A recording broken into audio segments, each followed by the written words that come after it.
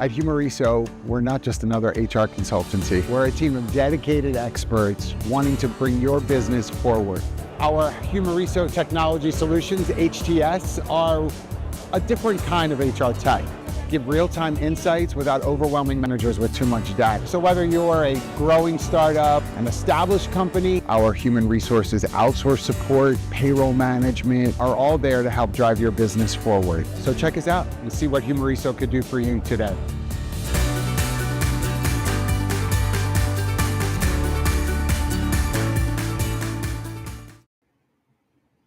Well, welcome to the HR Morning Show. Good morning. Hey, everybody. Good morning. We got a friendly face on the show today. Not you, Danielle. We have other side, Mr. Brian Fink in the house. What is up, Brian Fink? What is going on? Hold on. What is going on with Joel's collared shirt? Can we talk about that for just a second?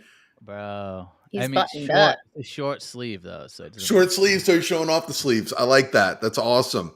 Well, the guns. What do you mean? Yeah, the guns, the cantaloupes. Yes. All right. Enough.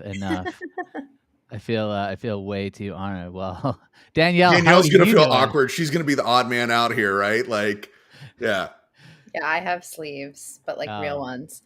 Yeah, I'm doing great. The weather in New York is fantastic, phenomenal, outstanding. I'm in love with it. Best weather in the world and best city in the world.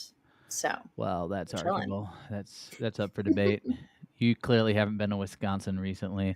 Wisconsin, where we have cheese, and that's about it.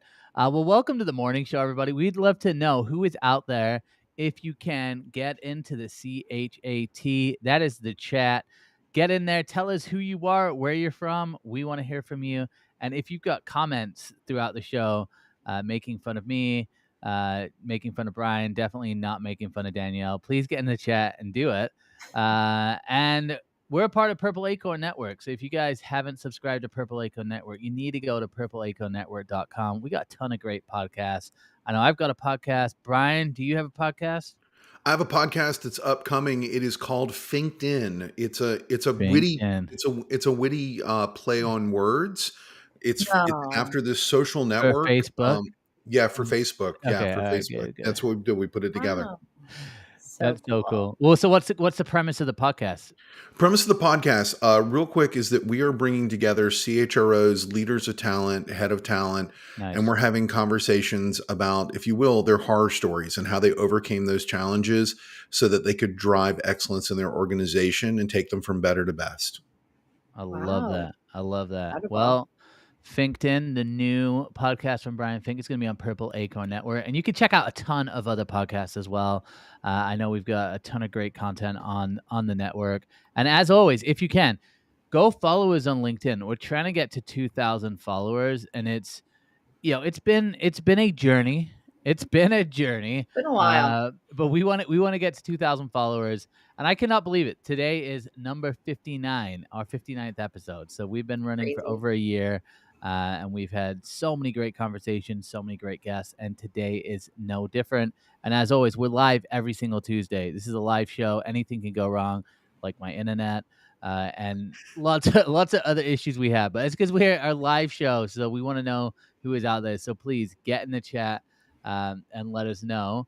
And we have some exciting news, I think, about a new sponsor. So maybe Brian. Yeah, really excited to welcome Kika to the morning show. The HR Morning Show is now powered by our new marquee sponsor, Kika. They're the all-in-one HR platform and payroll platform. If you're heading to HR Tech, and who isn't, you want to stop by booth 6123 and you want to meet the team. Or you can visit keka.com to learn more.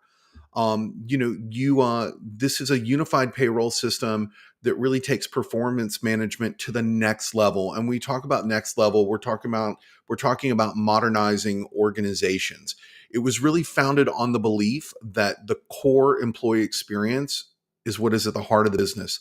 So when you think about elevating culture, when you think about software and you talk about the intersection, there are more than 10,000 organizations and more than 2 million employees across the globe who rely on Kika to handle their end-to-end HR needs, from hiring and onboarding to payroll to performance to that all-important culture building. So they drive people's success. So stop by booth 6123 at HR Tech and get ready to fire it up with their president, with the members of the team who have come across the ocean to have a great conversation about employee-centric design and how you can challenge your organization and make it more modern. That's what I got.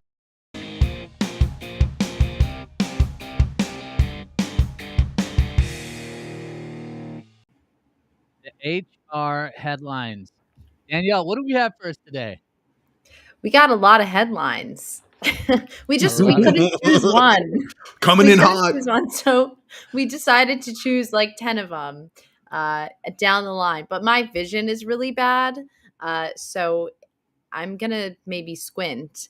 But basically, if you go down the line of HR tech news, we just have a lot of news going on. So starting at the top, UKG is headlining the Women in Tech conference, and their keynote is going to be on AI in the future of frontline work, which is really interesting. I don't often hear frontline workers being spotlighted, talked about, invested in, and at this level. And I'm actually really excited to tune in and see what they have, coming out in the pipeline. The second one, Red Thread, welcoming Ingentis. I guess I don't know what that is. Anyone? No, so they're going to be at HR Tech, and they're going to be having a big conversation, a really rigorous engagement around the future of work. I think this is the type of conversation that all too often we just we can't separate the signal from the noise. And I think that Thread is really going to bring a lot of heat to the conversation, that they're going to have a fantastic panel of individuals that are going to be talking about, engaging with, answering those questions about not just how AI is transforming the world of recruiting and HR, but in a less performative way, right? Like what is actually taking place. So that's what I'm excited about. Like if I was in Vegas today, hint, if I was in Vegas today, this is the type of conversation I would want to be involved in. I love that. Yeah. Thanks for that context. Are you feeling left out about not being in Vegas right now, Brian? You know what I'm feeling left out about? Topic number 3 is that Kyle Lagunas expanded his operation. He expanded his footprint. He has brought great talent onto his organization. And I feel like he left 3 people out. Kyle, can you put your finger on the 3 people that you left out? Yeah, I mean, Cal & Co. I love this headline too. Cal & Co. adds heavy hitters, takes aim at analyst ivory towers. So that is exciting. I love that he's making headlines. So cool. And really excited to see what he's up to as well. Yeah. Well, he was just a guest host on the show a couple of weeks ago. So. Yeah. He didn't give us the inside scoop. Yeah, didn't share. No. But you know what? The news is out. Can't hide it anymore. And then we have, will AI replace HR jobs in Saudi Arabia? I think this is a topic that keeps me up at night. All the time. All the time. I'm like, what's going on in Saudi Arabia? What's going on with Nome, the city that they're building that's going to be a linear city into the desert? What are they doing investing in Lucid Motors and motor technology for electric cars? I don't know. I don't know. You think about this a lot more than me. That's great. What do you think keeps my hair up at night? I've also wondered that as well. What do you guys get in the chat? Let us know. What do you think about some of these headlines? Let us know too if you're going to be at HR Tech. We've got we do have some boots on the ground. Purple Acorn does have some of the team out there representing Purple Acorn. But let us know if you're going to be there. And then we have Josh Burson with the headline: "Is the tech market going nuts?" Going just crazy AI everything. Brian, what do you think about this? I mean, you could probably get pitched on a lot of AI tools, right? Oh, I get pitched on a lot of different tools, and what I think is people are layering the word AI into things that don't have any AI in them, Like right? Like coffee. I don't want to cast aspersions, but I had somebody who pitched me about an AI first ATS the other day. Oh my God. And I was like, oh, so it does keyword matching. No, Brian, it understands the words. Are you selling me a librarian? Is that what this is? Like, I was desperately trying to figure it out. So are they going to disrupt the recruiting world? No. It's signal the noise. Like that's where it is. There was no gut punch there with this technology. That's one of the things that I would say that I'm seeing a lot. And I take vendor calls on Friday mornings. So yes, if you're a vendor and you're watching Purple Acorn and you want to know what I think about your tech, reach out to me. We'll talk on a Friday morning. I'll tell you that your baby is ugly or that I'm in love with your baby. That sounded weird. Yeah. So but I also critically question Josh's motives, right? Because Really? some of the technology that he has stood behind in shoulder to shoulder is now going belly up. And I really want to know if he's doing the due diligence that a Kyle Lagunas is doing to bring to the surface what is going to be here 3, 4, 5 years from now and is going to make a dent in the universe, to quote Steve Jobs. Well, I mean, there's been Shots a fired. lot of Shots fired. Yeah, I'm sorry. Yeah. Well, there's been a lot of big acquisitions, obviously, in the past month or so. So it's going to be interesting to see if that trend continues as well. I wonder, like, for a lot of the companies that are just starting out, like I've noticed, a few companies have been adding services to what they offer, right? So I've seen a couple of the note-taking platforms starting to add in like sourcing to that platform as well, because it's like, I mean, when I think about taking notes on a call, I mean, pretty much Zoom I think offers that. Teams, I mean, it's pretty much universal now. So it really seems like for a lot of these solutions, if you're just a point solution, you have to start thinking about what else can you offer. And when you see these huge acquisitions as well, I think that puts a lot of pressure on those point solutions. What I find more interesting is like in the direction of Stephen Bartlett with Chapter 2. The Diary of a CEO guy, yeah, awesome. If you don't know him, now you know him. But like he invested in Chapter 2, which is an agency, all about Leo Harrison, future of talent acquisition.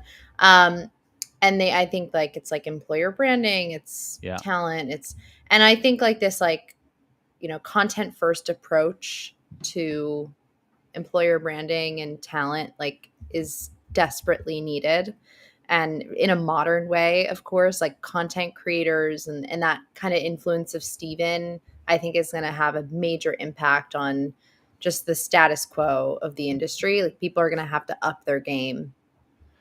Well, speaking of upping their game and the constant barrage of content, I'm wondering, when you have social networks like a Facebook or LinkedIn that are already overrun with bots and fake recruiters and some of this brodery posting, how do you get beyond just algorithmic outreach at scale, right? Like instead of building authentic connections, are these tools just industrializing mediocrity? And that's one of the thoughts that I've got about a lot of the different technologies that are coming out that are trying to do all the things that Joel talks about, right? To be in all the places all at once, that it's just a storm of noise. Yeah. I mean, look, when I think about any of the content, whether it's employer branding, whether you're building your personal brand to get clients, things like that, I think a lot of people overestimate, or they think that they've got to have like a massive audience. And I just don't think that's the case. Like, especially with like employer branding, you don't need to reach every candidate. You need to reach the right candidates, right? The ones with the right skills. And the same if you're trying to build a business. Most businesses I talk to, they don't need 1 million new clients. They need 10 or 15, but they're chasing millions of views. And so I think, to your point, Brian, right now it's a lot of signal. There's a lot of noise out there.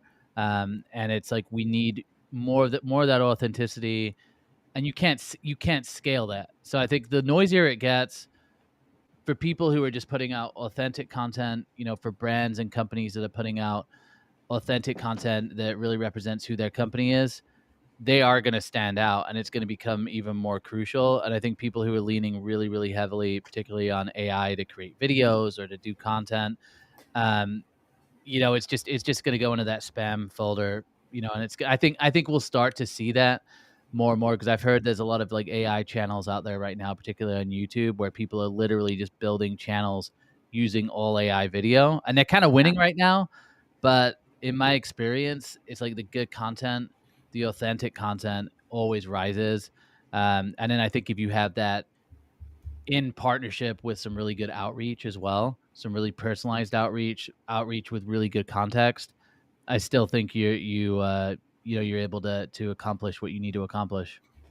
So let me lean into that a little bit harder, and I want to kind of shift gears and ask Danielle about it. Danielle, Gen Z has a radar for smelling bullshit.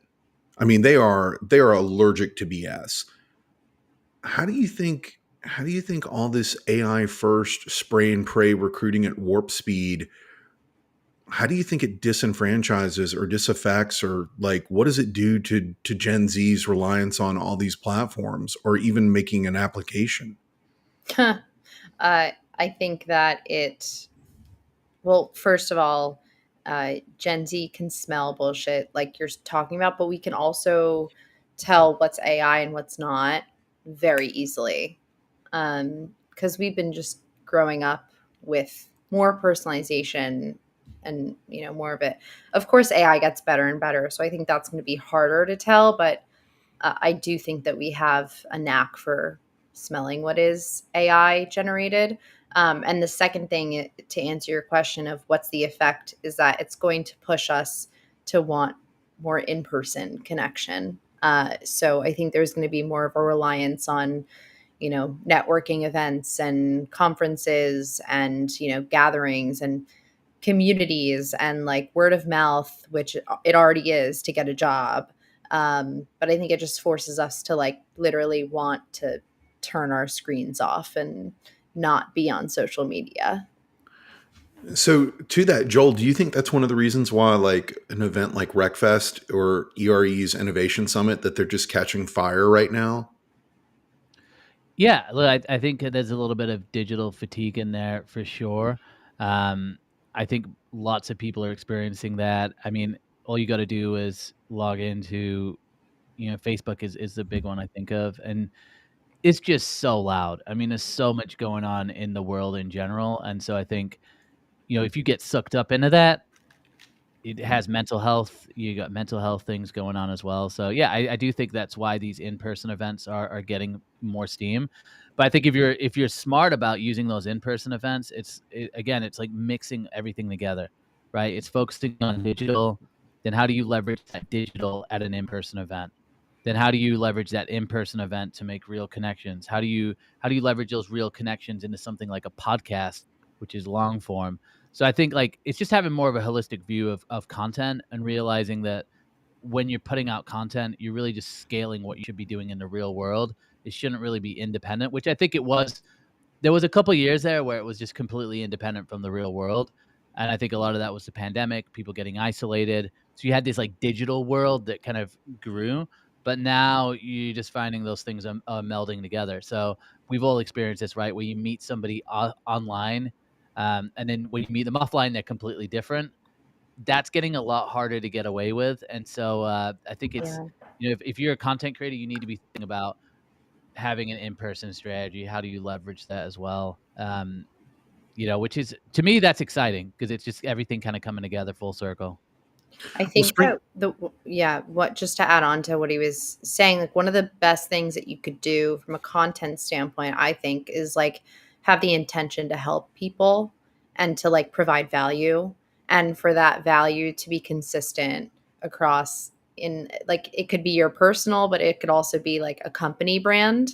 So like when you show up to a conference, like make it your intention to like teach people something that's like actually useful to what they do, And then you're also doing that online, and that theme of like helping will naturally make people, want to be with you or next to you or behind you. And like, I think oftentimes we place the emphasis on we have to go viral or whatever, Yeah, if you want to go viral, the secret for going viral is just do something funny, do something short, like just like honestly, that is how you go viral. Or just take something else that's already gone viral and literally copy it. Like that's how you go viral. But again, it's nobody, if you go get millions of views, I mean that can be helpful in some ways, I guess, as a point of awareness so people know who you are and maybe you have like less of that cold outreach. But the reality is, sustainability wise, you can't go viral for very few people can go viral for 5 years straight. And the reality is if you're hitting a niche market, like you need a specific type of engineer with a specific type of skill, there's probably not a viral amount of those people. It's a very specific amount. So you better niching down, right? Yeah. Like I've talked about this publicly, like I think last month, like I see a lot of people growing on LinkedIn these days, and like people have way past where I'm at with my followers. But at the same time, I'm like, I've been building a community of people, of my audience, right? Like for 5 years of posting and like posting authentic content that like I didn't push myself to post when I didn't feel like it, or, post something just because a brand was paying me to. Like I keep that level of like integrity in my brand and like long-term thinking. And I see people growing like very, very fast. And I'm kind of like, okay, like that's great for them, but like that's not really sustainable. And it's not what I want for my own brand or business. But like to your point, Joel, like it serves a purpose, but it's just that's not my priority. Yeah. And then there's just legends like Brian has an amazing brand online and offline. Didn't you tell me that you went to like an office locally? Oh yeah. Tell us that story, and then we can move on. But I think it's great. So the other day I went to my wife's office for lunch, and this recruiter walks up to me and he goes, "Are you interviewing here?"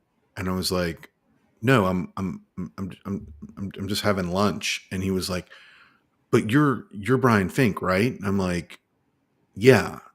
And he was like, "But you're not interviewing here. Are we using you as an agency?" And I was like, "No, I'm just having a Italian sub with my wife. Like that was the deal." And it was like, and so one of Allie's coworkers said to her, she was like, "Well, what's the deal with that?" And she was like, "Well, he's famous in the recruiterverse." Yeah.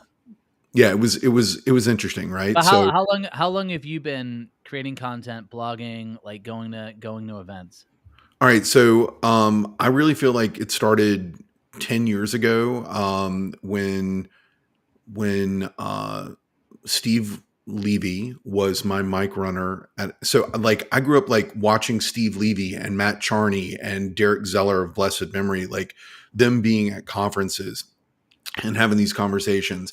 And all of a sudden I'm on a stage because a speaker backed out at the last minute and Steve Levy is the person doing Q&A. And like, my idol was like asking me like, "Well, Brian, what do you think about X-raying LinkedIn? Do you think that'll be cut off?" And I'm like, I didn't know what to say. I had no clue. Like, I was like, okay, rip this Band-Aid off. Like he's asking the question. He obviously like, and we riffed for a good 30 minutes after that session, and that was awesome. And so I don't really think about it as creating content. I think about it as giving my secrets away, because a mentor like Steve Levy encourages you to go places and to teach people things. It's like Danielle said at a conference, be the person who has the laptop out. And when somebody says, "Oh, I don't know how to find this person," or "I don't know how to craft this email," or "I don't know how to shoot this video," that you say, "It's okay. Come over here. I'm going to show you how to do it." It's like, I remember my best story like that is Aaron Matthew and I were at a conference, and it was the first time I ever met Aaron, and we built a Google custom search engine together on the floor of a hotel. And then, and Aaron's one of the keynotes at RecFest this year. Right. Amazing. So it's all about giving back. And that's what That's what Steve Levy taught me to do, and people like Derek Zeller and Pete Radloff and Shannon Pritchett. So kudos to them. Thanks to my heroes. That's my hero moment for the day. I love it. Shout out to the legends. Thank you for sharing that. Yes. So beautiful. I think we're on to our favorite segment of the show. Are we ready? Are we ready? Are to we have ready? fun? Are we ready? Production.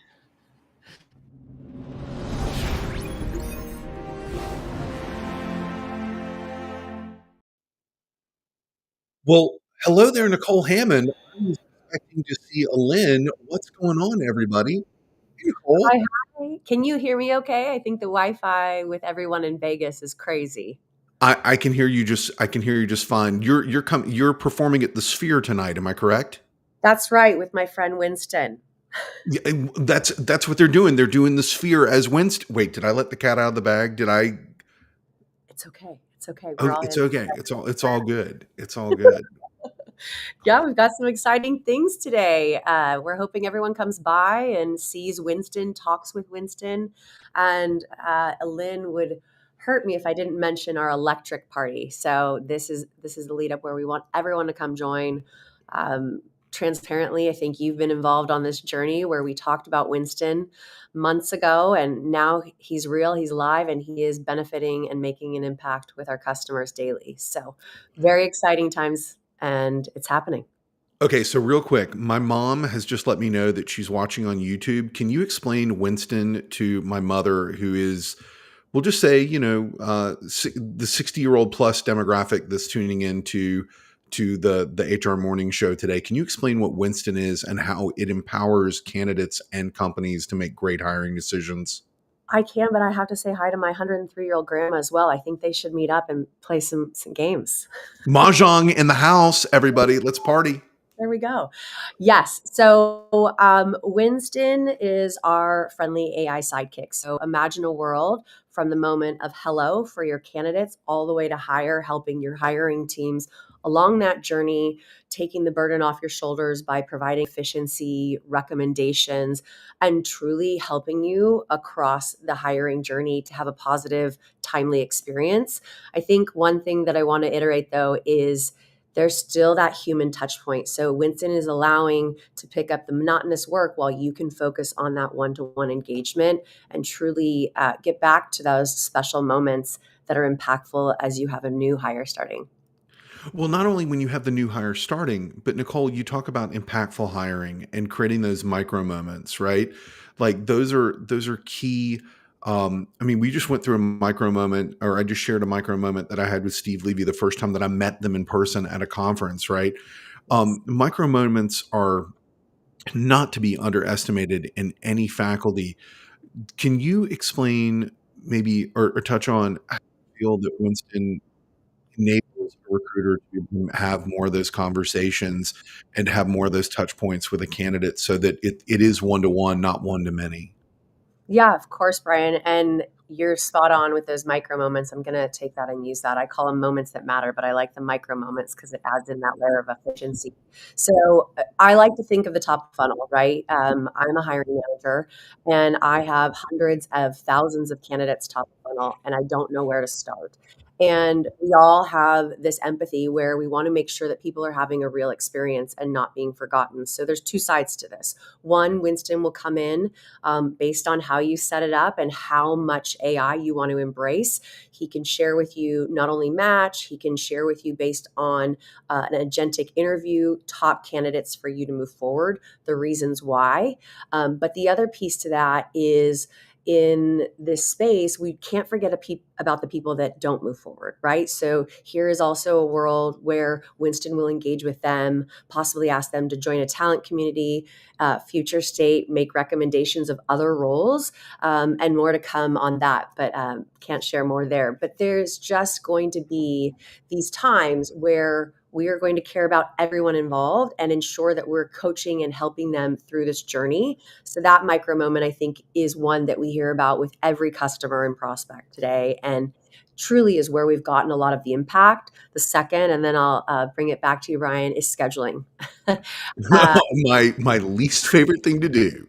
everybody's least favorite. And we've got metrics in the 97 percentile of how much time we're saving. And it is amazing because our product team has thought of every what if possible, right? What if they reschedule? What if they say no accidentally? What if your hiring manager doesn't want to share their calendar?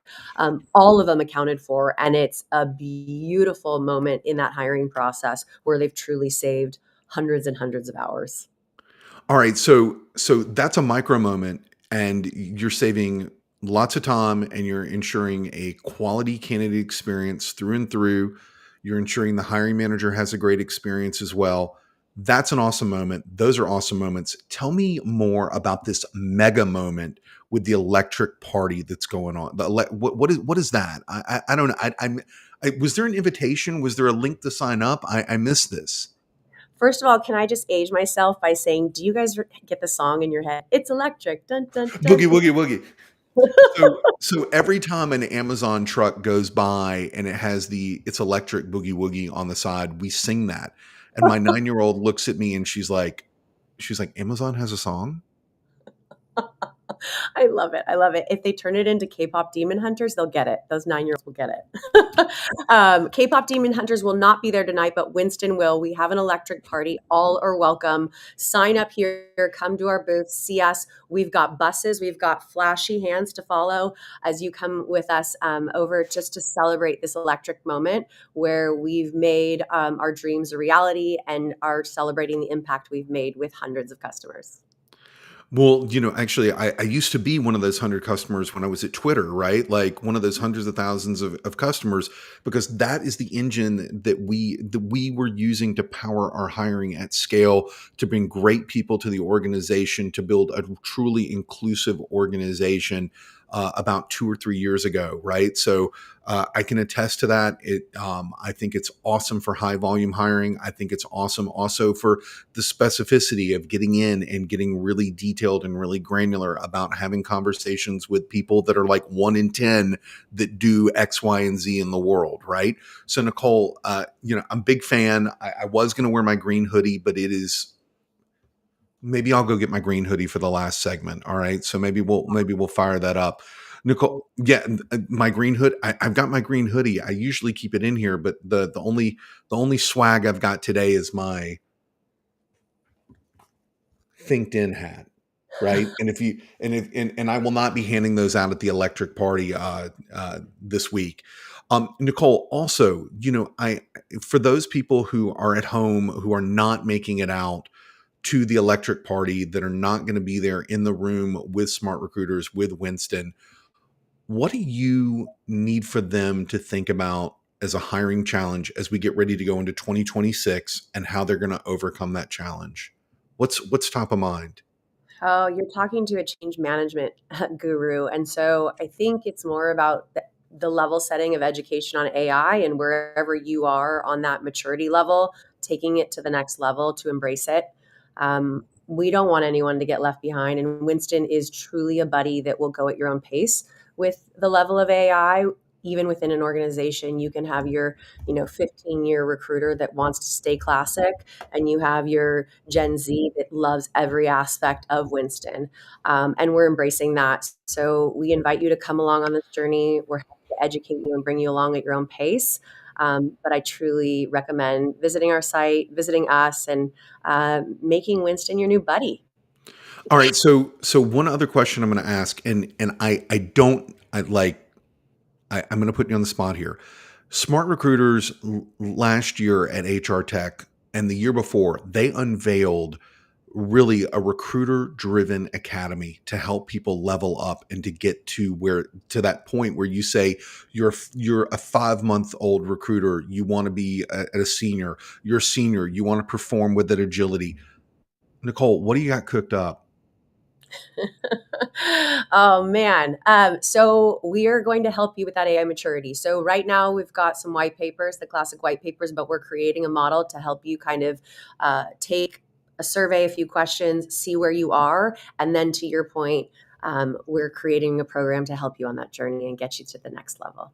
Okay, so if you're not in the room and you're not at HR Tech, like me, like Joel, like Danielle, hint, hint, hint, this is where you got to go. You got to go to Smart Recruiters. You got to go into SAP. You got to get into the ether so that you're not going to be left behind, because the only recruiters that are going to be left behind are the recruiters that do not embrace AI and do not have a Winston on their shoulder.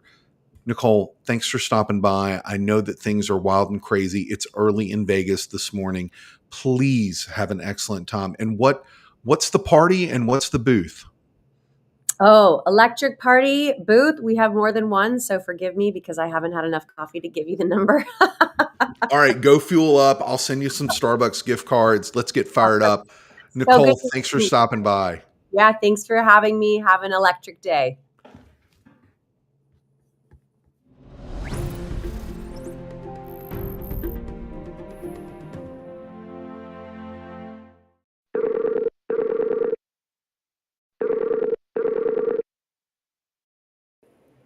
Kamaria, how are you? It's great to see you. Good to see you again. How are you doing? I'm doing well. I saw your name on the lineup for Run of Show, and I was like, I'm going to take that one. I was like, I know her. Good to see her again, right? Yeah, I know. It's so nice to reconnect. For context, I think we met at Torrin's dinner, maybe? No, we met at which event? Was it Transform? I'm pretty sure it was Transform. It was Torrin's dinner was at Transform, but I can't remember who I met, like where. It's all a blur. But we did meet at Transform. We had such a lovely conversation, and I'm so happy to see you again talking about this topic of management, which I know is a huge pain point for so many people. So why don't we start off with just sharing with people listening, who are you and what do you do best? Thank you. Well, I am Kamaria Scott. I'm an IO psychologist. I'm a performance strategist. And I'm founder and CEO of Enetic, which is a consultancy that helps organization improve the performance of their people leaders. So I do all things manager, but I also help them think about like whether or not the strategy that they're putting forth is actually happening throughout the organization. So everybody wants to like create a really good, strong go-to-market strategy or something that's going to help their business grow, but they forget that all of that has to go through people. And so I help make sure that whatever they're doing, it's sticky and it's happening the way they want it to. Love it so much. I feel like we're entering such a interesting time for new, like first time managers. I know a lot of my friends are starting that track now. And what's interesting to me is we have two things going on. I mean, we have a million things going on, but two things specifically in this realm going on, which, A is that, entry-level jobs are being wiped away right before our very eyes and replaced with AI. I know that there's been a huge impact on tech specifically. Consulting, like all of them are really getting impacted. So you have that happening. So the pipeline for managers is shrinking. And then secondly, you also have young people, Gen Z, who is going into management positions and for the first time usually. And I'm just like, people are asking me like, oh, what do I do? Like, how do I do that? Like, I don't want to be a manager. Like that's common, that's something very common these days. So I'm just curious, like, what are your thoughts on all of these? All the things, right? All the things. Let's start with Gen Z doesn't want to be managers. And I did a LinkedIn article about this a while back because of course they don't. Like, traditionally, the way we have spoke about managers has sort of been like, whenever you're on LinkedIn, and I always tell people you can find me in the comments tussling about this like leader versus manager thing, and everybody wants to talk about how bad their managers are. And I'm like, actually, there are so many good people leaders out there. We just don't stop to recognize them. And so, first of all, would you want to step into a role that you visibly see people basically tearing apart, right? The answer is no. But the other thing about that is, they have managers and they see what manager life is like. And they're like, no, thank you. I'm going to go ahead and take care of me. And somebody else can step into that role. And I think that's that traditionally because managers have been one of the most critical roles in organizations, but they've been the least supported. So I have been supporting people leaders for about 20 years. I spent half of my career as a people leader myself. And there was literally this moment when I was like, oh my gosh, this job is killing me softly, because I had my team to lead. I had my own work to do as an individual contributor, because people think that you're like, I become a manager and all I do is manage. That is not true. You have your own team to lead. You have your own work to do. You have all these other side quests they send you on.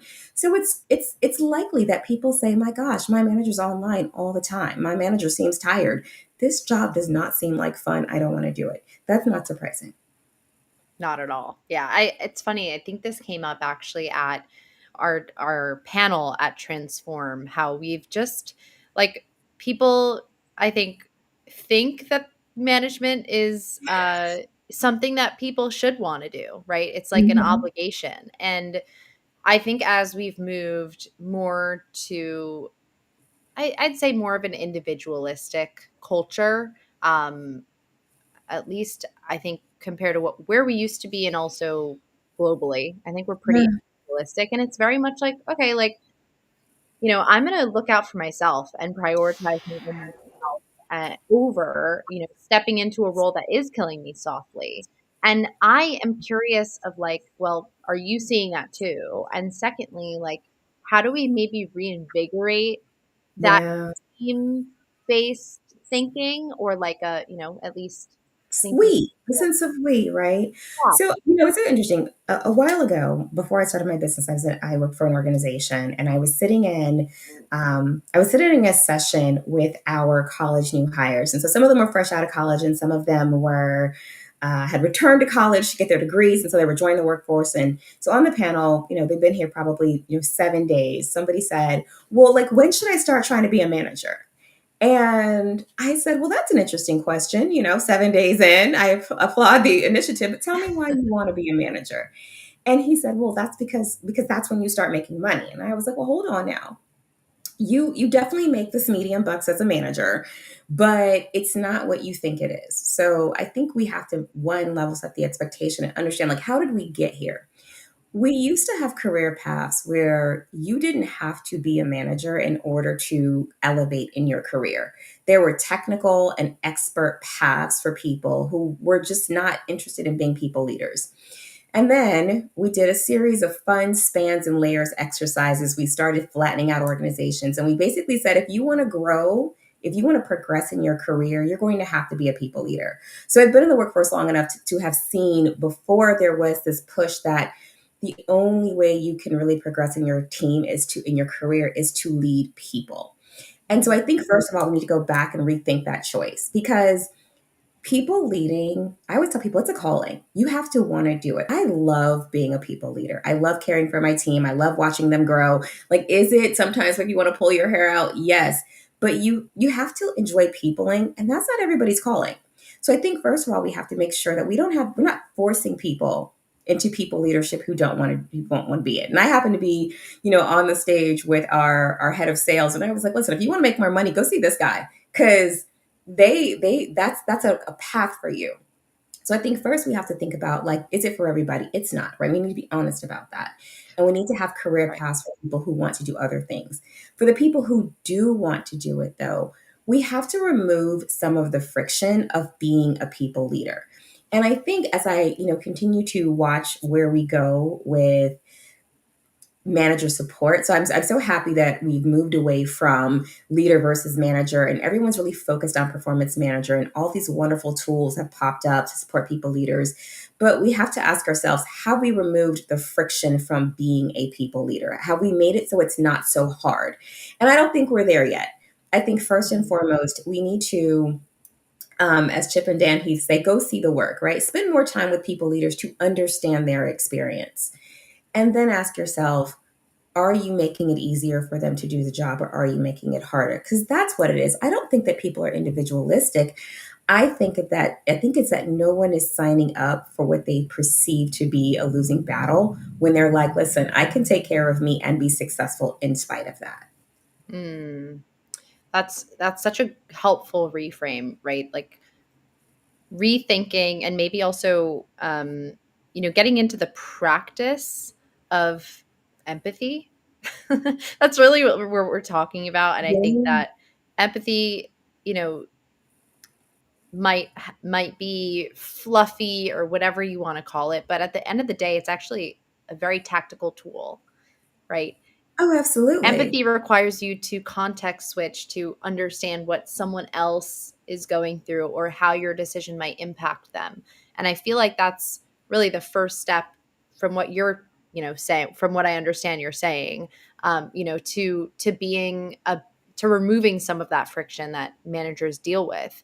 What would you say is maybe a point of something that gives you more hope in maybe where we're going? Because I think we all need more hope these days. What's something, maybe it's a tool, maybe it's a story that uplifted you recently, maybe it's like someone specifically in your network, maybe it's your own tools, maybe it's you. But I'm just curious. Well, I think the first thing that has started giving me hope is the change in dialogue. So I am seeing far less good, bad manager conversations, which warms my heart, because I always tell people, like, managers don't exist in a vacuum. They exist in your organization. If you have underperforming people leaders, it's because you've hired them, you've neglected them, you've promoted behaviors that are not conducive to what you think it should be. So I think that's giving me hope. And then I think it is the number of people or organizations now that are willing to support their people leaders. So I have a framework that I call Manager Momentum, which really supports people leaders in the development, enablement, and activation of their work, right? And being able to see more HR and operations leaders who have shifted the conversation from, like, we have bad managers, to how can we support them, and what does that look like, and how can you help us be successful? I think that has been the thing for me. I'm reading a book right now, and I was so excited in the first chapter. It's called Outgrow, and it said, managers are the key to your success. And I think people are starting to understand that. Instead of feeling like it's just like this necessary evil we have to have, I think more people are understanding that people leaders really are the key to your organization being successful at the team level, and really at every level. So true. I was just talking to someone the other day who was talking about managing up and how important that also is. And, I am actually curious to if you have any recommendations on managing up, or maybe tools or books for people to read, selfishly, because I because I want to tell my friends where to go for that kind of content. Well, gosh, managing up. So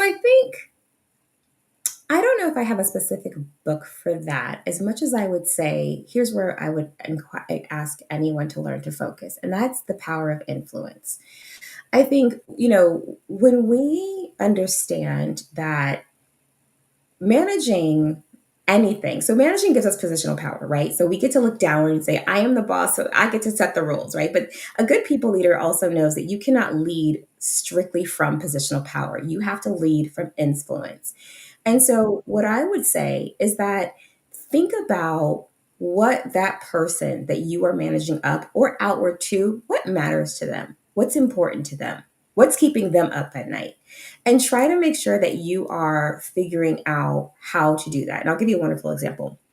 In one of my sort of earlier roles, I moved from an academic medical center to a grocery store chain, and I reported into the COO. And my job was to take our strategy out into the business. And one of the best pieces of advice that my COO gave to me was to understand. He said, Kamaria, listen, these guys sell peas and carrots. Whatever you do, whatever thing you're trying to accomplish needs to be through the lens of selling peas and carrots. Do not come in here with that fluffy HR stuff, because they don't care, right? They care about revenue. They care about retention. They care about, the customer satisfaction scores. And so anything you do better be through the lens of those things. And so rather than telling people to go off and read lots and lots of books, here's what I would give you: very simple advice. The person you're trying to interview, understand them. And so you mentioned empathy. People always think empathy is like fuzzy, fuzzy, fuzzy. But empathy is just saying, do I have enough information about what this person cares about to influence their behavior and speak their language? And so if that's the case, find that person that you want to influence, understand what matters to them, and align to that in anything that you say and do. That's the best advice I can give. Wow. I honestly could listen to you speak all day, but we are sadly limited on time. So I just want to say big thank you for joining today. I feel like you provided so much value to our listeners, everyone who watched the show. And where can people find you and find more about your work? Yes. Well, you can always find me on LinkedIn. I think that's where all our favorite people hang out. So please do connect and say hello. You can find me at the Manager to Manager podcast. So that releases bi-weekly, and I'm always talking to people leaders about their experiences. So speaking of empathy, we start from talking to people leaders, not about them, so that we can understand what their challenges are, but also how they're successful. And then you can find me at managermomentum.com. You can learn more about how I support organizations, scaling organizations to create consistency and alignment in their people leaders so that they are able to be successful as they grow. Amazing. Thank you so much for joining. And I think we're moving on to weather next. Bye.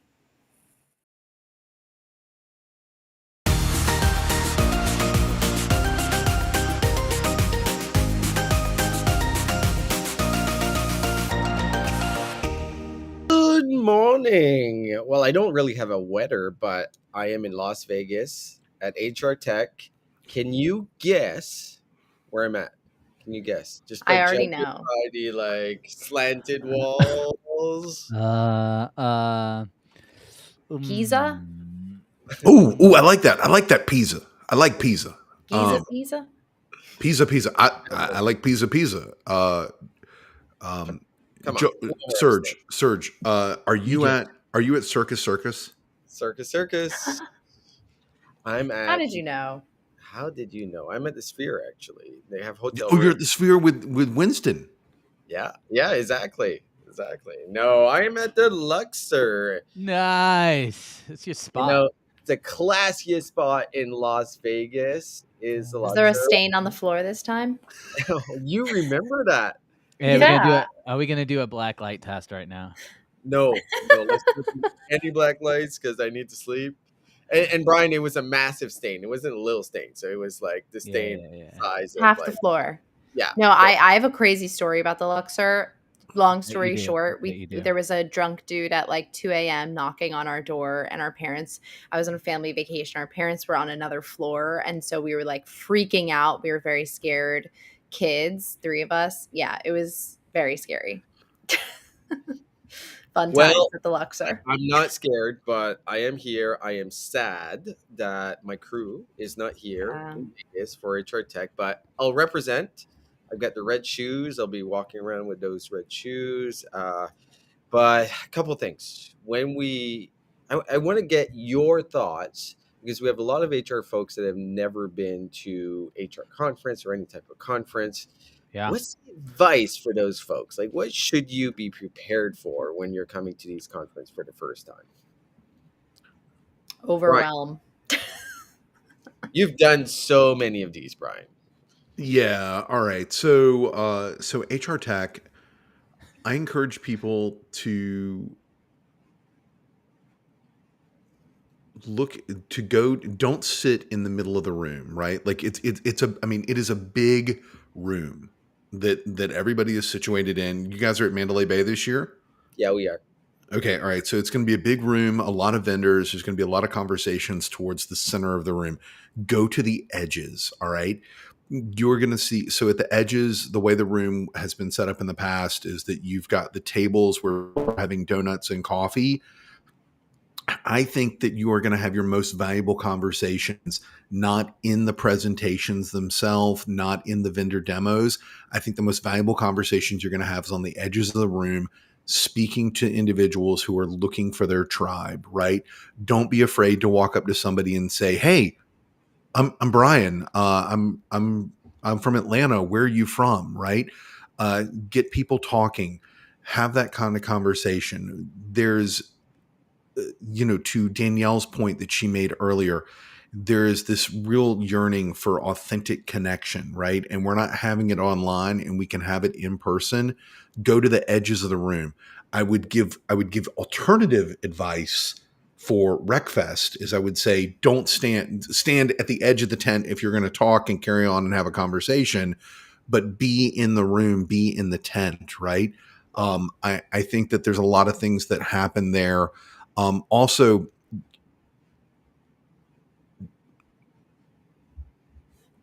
I would say go where there are people, where people are not congregating in sessions, so that you can get your questions answered, right? Because there are going to be some sessions, like Josh Burson is going to have a great session, and there are going to be 5 people that are going to get to ask Josh a question, and boom, he's going to be off the stage. If you've got a question, go seek out that speaker and make sure that you're having that conversation, whether it's a one-on-one dialogue, a 5-to-1 dialogue, that you're really going into those rooms where nobody else is speaking. So hot take, I think not attending the presentations is probably the best advice that you can get, because in my opinion, they're a complete waste of time. The real action happens to the edges of the rooms, in the hallways, at the after parties, the parties at night. You should be attending as many as you can, because presentations are a complete waste of time. Do you agree, Joel? Are you on the same page? Yeah, I mean, unless there's something specific that really is, let's say you have, I think we talked about this with Lynn last week, where like, note down like what problems is your team facing. Maybe you've got together with your tech leader and you're looking at, what you could do with your ATS, your HRIS system, and there's a specific question you have, or, in the case of like what Brian said, maybe Josh Burson's covering like a case study that really is, around some of the problems that you're looking to solve. So in that case, I think it would be valuable. But yeah, I mean, to both of your points, the point of the conference is to meet people. So I think, either one thing I would say is it's one thing I've noticed at conferences is like an energy. So you can feel like you're getting a lot done, or like something is happening, but nothing is happening. Like it's just like an energy that you get when you get a lot of people together. So I think being really purposeful with the conversations that you have. And then Lynn had a great piece of advice last week where she said, like, when you're done with the day, go back to your room and kind of like have a summarization of like who you talk to, what you talk to them about. Because I think, you are going to get an opportunity to meet a lot of people, but it's all about how you're going to follow through and follow up with people. And I think sometimes that's what gets missed, where you can meet 30 people, great. You have 5 minutes with each one. It's a good feel. You feel like, oh man, this is amazing. I've just met, potential people that are going to change my career, maybe change my business. But then what?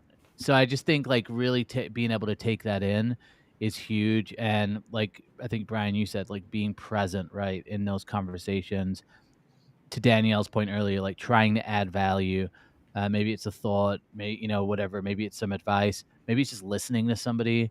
But I think being present, trying to add value, and then making sure that like at the end of the night, you're taking that time to, kind of just decompress and look at like who have I actually connected with is huge. Yeah. So Get really drunk. Get really drunk. Get really Don't. drunk. That's advice from the guy who's stone cold sober right now, right? Like for a while. Yeah, I know. I was like, you're on my team now, right? Like you're on anti no drinky, right? But yeah.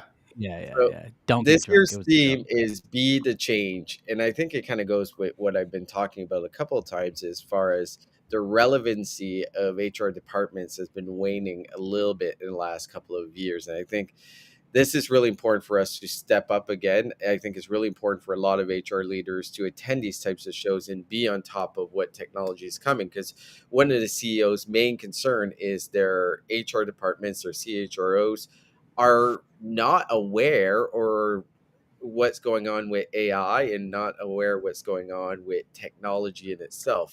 This is a great place to learn what exactly is coming down the pipeline.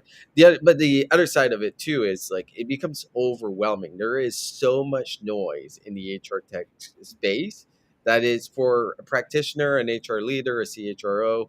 There is just so much technology that you can get lost in all of this vaporware. I would say probably 50% of the vendors I'll see are pure vaporware. Like they have nothing. They have something they think they've built. They've got a couple of clients, but They'll be there this year, and then you'll never see them. You'll never see them again. But Danielle, on that point, as far as like the importance of practitioners of being at these types of shows and really getting a grasp of what's going on in AI, but also with technology in general, like how important is it right now? I mean, I think it's everything. I think, yes, it's important to know what technology is coming out and available and how things are changing, but also being aware of what the conversation surrounding those things is. Because you don't often get that context from sitting behind your computer. You get it from listening, tuning into podcasts, of course, like this one, and all the PanFam podcasts, but you also get it from being in the room and hearing the side conversations that are going on, or conversations later at night at the events, you know, what the general vibe is of, you know, these companies, what people are excited about, what they're not. So I think that context is really important to understanding, you know, what are the actual things you should be looking into a little bit deeper and actually spending some time investigating. Speaking of looking into things deeper, I would encourage, if you're an attendee, to have conversations with people who are actually doing the work, not people that are pontificating. If you want to have a conversation with somebody who's doing hard work, have a conversation with our friend John Baldino from Humoroso, all right, about the work he's doing. Have a conversation with the Donald Knight and the hard work that he's doing at Warner Discovery. Skip the conversation with somebody who is just a theorist and has not actually practiced the discipline. Very good advice. Very good advice. There's this cool thing called the AI Playground that people are going to be able to actually go and try different types of AI solutions. Is that cool? I think it's pretty cool. I think, like, we still don't understand what AI does. Then you start adding in agentic AI. Like, a lot of folks in this industry have really no clue of what vendors are talking about when they talk about AI. And this is a chance to really test out some of it. I think it's a good idea. Oh, if you want to have some real fun, just be like, yeah, my undergrad was in computer science, and just watch the people lock up. Watch them lock up. Sorry, that's my a-hole moment for the day. I love it. So this year there's 400 vendors, which seems like small enough, but it's always, HR Tech is always pretty massive. But on that end, I'll be representing us. What are you going to be doing, Serge? Bro. People, come on, give us a scoop.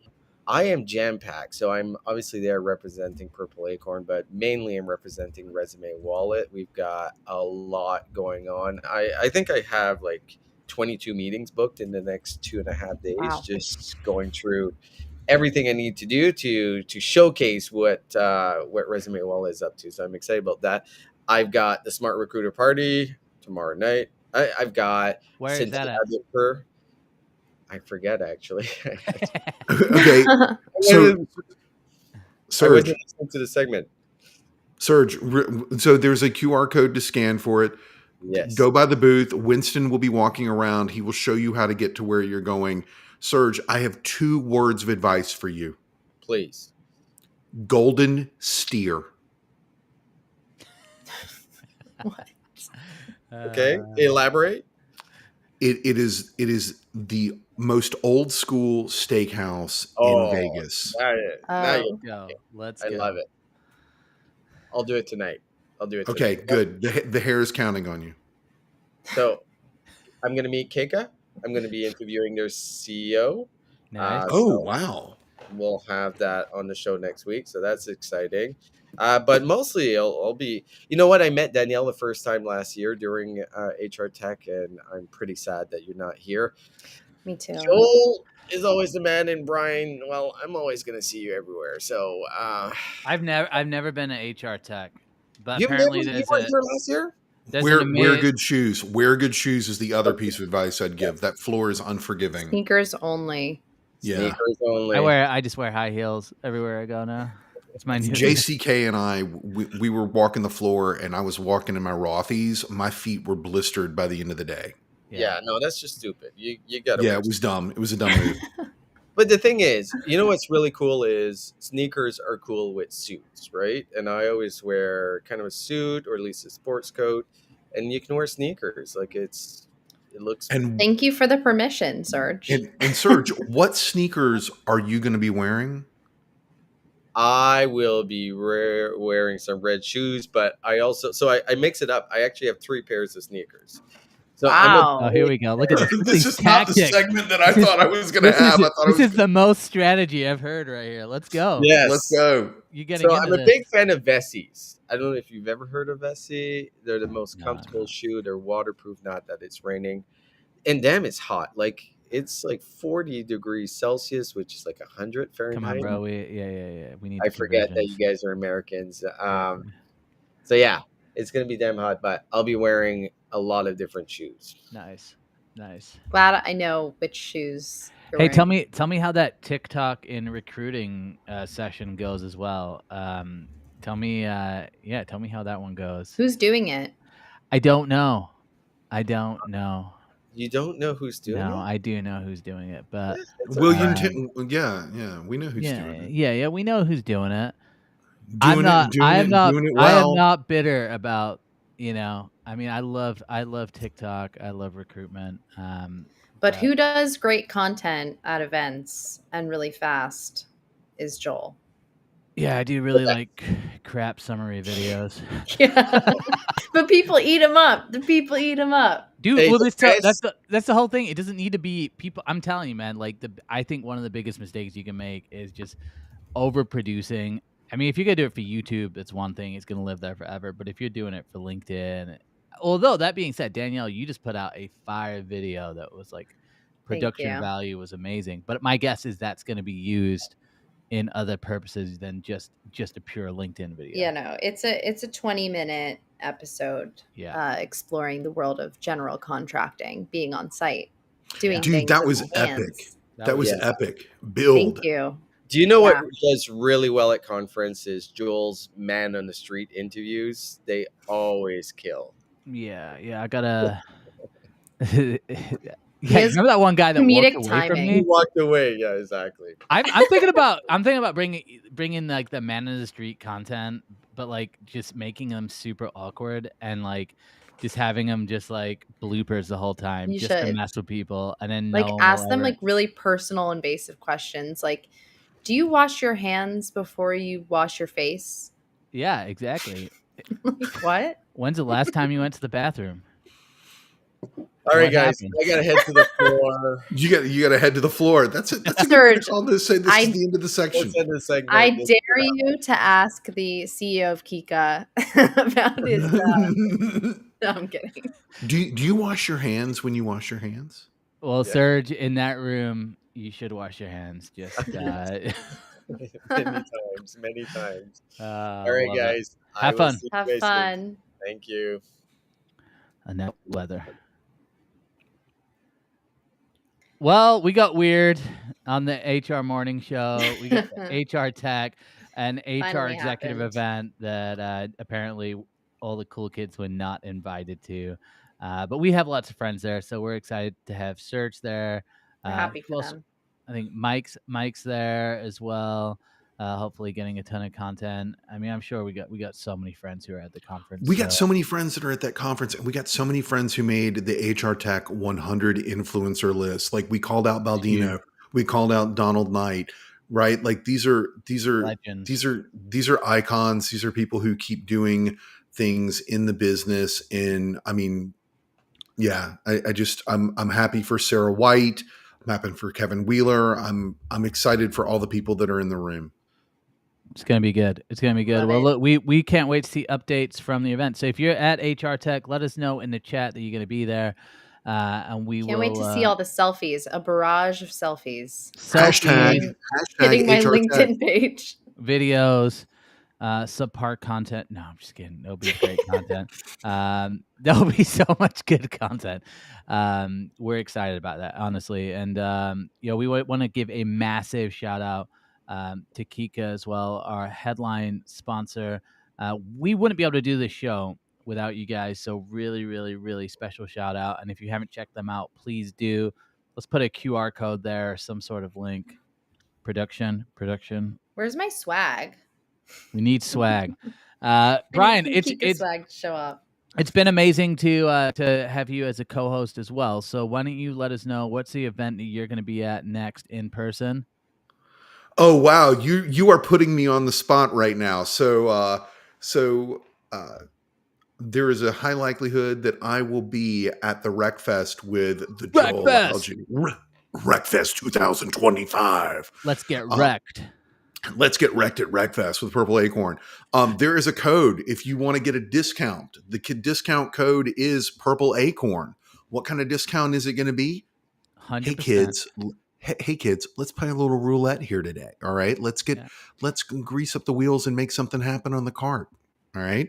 Wreckfest is going to be epic. It's going to be taking place in Nashville. You've got Adam is going to be hosting a tent. The pause on day one. Yeah. Can't wait for that. Excited to be in his corner, swinging the bat with him as he takes on great conversations. And he's really put together a really unique roster for that. I don't know if everybody knows it, but the tent manager or the tent host is really responsible for bringing together the menagerie of individuals that perform, or I should say, display their knowledge, right? I'm excited that Aaron Matthew is going to be there. I'm excited. Yeah. And who else? Who else am I excited about? I've already mentioned Steve Levy. I'm excited about hanging out with Steve. I'm Goldberg? really Goldberg. He doesn't know if he's going yet or not. He doesn't know. He doesn't know. We're definitely so Goldberg and I, we're going to be doing a keynote at TA Week. Yeah. TA Week. Sweet. Yeah.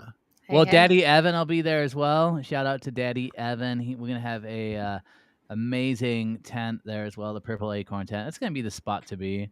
It's going to be kind of like a little HQ for us where we're going to be able to meet up and then go listen to our friends speak and bring tons of value. And I think they just got up to like 100 sponsors, which is that is huge. So shout out to Wreckfest for that. I'll be doing a little plug. I'll be doing a panel on remote work. I'm excited about that. Just talking about remote work and what makes it successful. I have some experts in there, so really excited about that. Unless it changes, which it could potentially change as well. So excited to host a conversation as well. I mean, they're going to be great conversations. I mean, Rona's hosting a conversation. Nikki Russell's hosting a conversation. Melissa Thompson is going to be there. I could go on, and it's going to be epic. It's going to be a big event. It's going to be sick. Danielle, are you going to be there? I think so. Let's go. Still pending. Let's go. Well, Danielle, I know where you can get a 20% off discount code. It's using the phrase Purple Acorn. Purple Acorn. Very nice. I've never heard of that before. I have a crazy travel plan in my head, but I haven't booked it yet. But I have a keynote in Asheville the week after Nashville. Wreckfest Nashville and Asheville. So I'm going to go from Nashville to Asheville, and it's going to be a whole thing. And then Bashville. hey, wait a minute. Do you want to come to Danielle? Do you want to come to Atlanta? I actually am planning to come to Atlanta, so we should. Okay, cool. Awesome. All right, so I'm gonna fly to Atlanta and drive. And then I will also say, guys, this is huge, but at ERE, the wife will be there. So if you go to ERE, whoa, the realist recruiter's wife, like Joel, to prove that I'm a normal person, and that I have somebody that cares about me outside beyond your followers. Yeah. She was with me before the followers, so but she'll be there. So all right, so super Joel, excited about the sourcing sessions. Not to steal your thunder, but like after our conversation the other day, I went and told Allie, I was like, "Yeah, Joel's wife is coming. You should come to the conference." And she's like, "You want me to come to a recruiter conference?" And I was like, "Yes." So Joel, it might be you and me and the wives tearing it up in San Diego, ERE Recruiting Innovation Summit. Let's go November. Real Housewives of Recruiting. It's going to be awesome. Well, I asked her, I was like, "Do you know what sourcing is?" She's like, "Yeah, that's where you find people." I was like, "You're in." You're so in. And I said, what's an ATS? You're a practitioner now. She said, it doesn't matter. And I said, you're so in. Let's put him in the hackathon. Let's put him in the hackathon, Joel. Oh man, she would hate that. She's like, I can leave anytime, right? I was like, yeah, it's not. No one holds you hostage at these conferences, so you can. Oh my leave. gosh. Anyway, well, look, guys, we're at the end of the show. Look, let's get that follower count up to 2,500. Yes, let's get up to at least 2,000. And then if you want more Purple Acorn, go to purpleacornnetwork.com. Find all of our podcasts, including Recruiting is No Joke. LinkedIn is coming. And we got a ton of amazing Ecstasy, the Adler Hour. That's what I tune in for. Yeah. X to the Zizzle. That's my favorite. I'd be listening to that one. Ecstasy might be coming to Transform 2026. My favorite part of the Ecstasy podcast is the first 5 minutes of figuring out how the internet works. No, it's when Mervin's home line rings. ring. Hold on a second. His landline. I'm like, people have landlines still? He's such a legend. I love that guy. He's amazing. Well, I'm going to go get a resume off the fax machine, and I'm going to come back and I'm going to make a phone call on the rotary dial. Exactly. Well, look, if you want more Purple Acorn Network, go to purpleacornnetwork.com. And as always, we are a podcast you can find on Spotify, Apple Podcasts, the Tube, the Leave YouTube, us a review. the YouTube. Leave us a review. Just be like, Joel is amazing. Don't leave a mean review like at one of the sessions I hosted where they just said I was a YouTuber that didn't know anything. Right? Did you get that? I did. And nobody defends Joel like I defend Joel. Okay. Like no pressure to your wife or your kids or whatever. But like, dude, what the?